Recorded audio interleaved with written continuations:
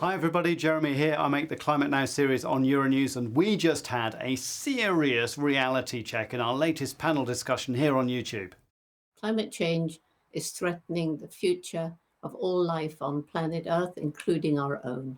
Jane Goodall there, the famous conservationist on our panel, together with Carlo Buontempo, director of the Copernicus Climate Change Service, Oksana Tarasova, a CO2 monitoring specialist from the World Meteorological Organization, and Nathan Méténier, who is a climate activist and advisor to the UN Secretary General. And we set out to discuss whether those pandemic lockdowns had any effect on climate change.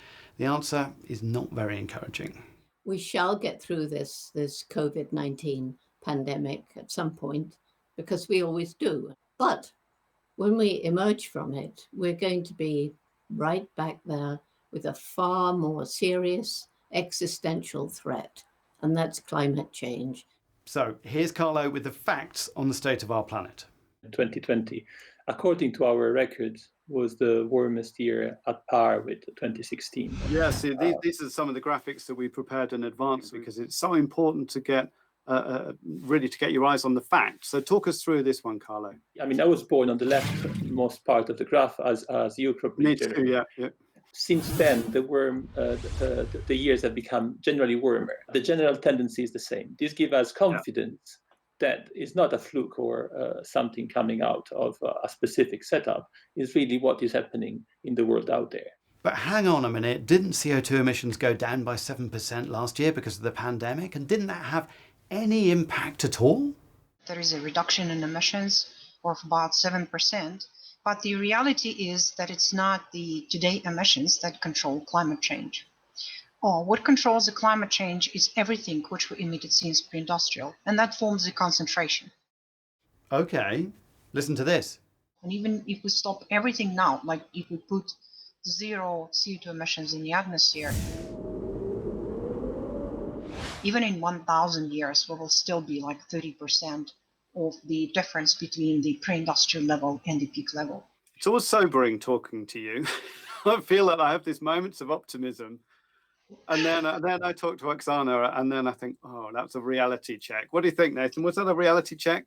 It is definitely, and from Carlo as well. And I think what's very important, and that hasn't been said here as well, is that we also need system change. And I think one of the biggest asks from us was to say we need system change, and we need to look at the crisis from a kind of intersectional aspect, thinking the crisis as a whole and not just about climate change, not just about biodiversity crisis, etc. There are lots more reality checks and fact checks in the full-length video. We talk about biofuels, we talk about biodiversity, the take-up of CO2 by forests, and we also uncover, unfortunately, that there isn't any kind of secret global conspiracy to cover up the real reasons for climate change. It is us, and we are doing it. So what lessons can we take away from the pandemic last year? I felt, looking around me, that many people reconnected to the environment to a level that didn't happen in the last probably few decades. So this lack of pollution, this lack of smog, this lack of traffic actually changed their attitude towards the environment around us. It has really shown that even though we had and we have a tremendous opportunity to, put the money where it needs to be to really bring forward the green transition we need, there is still a lot of selfishness. And you can see it with the vaccines, right? It is a thing where all the developed countries are trying to get it for them, right? Rather than that if other countries have it, it will come back then. So we need to look at that also holistically. Fortunately, one advantage of the huge numbers of us that exist on this planet, which is a huge problem, by the way, but there are enough people to tackle all these different problems so that somebody is passionate about changing our agricultural systems. Somebody is passionate about reducing our unsustainable lifestyle. Somebody's passionate about picking up litter. And so we're changing the world with these young people.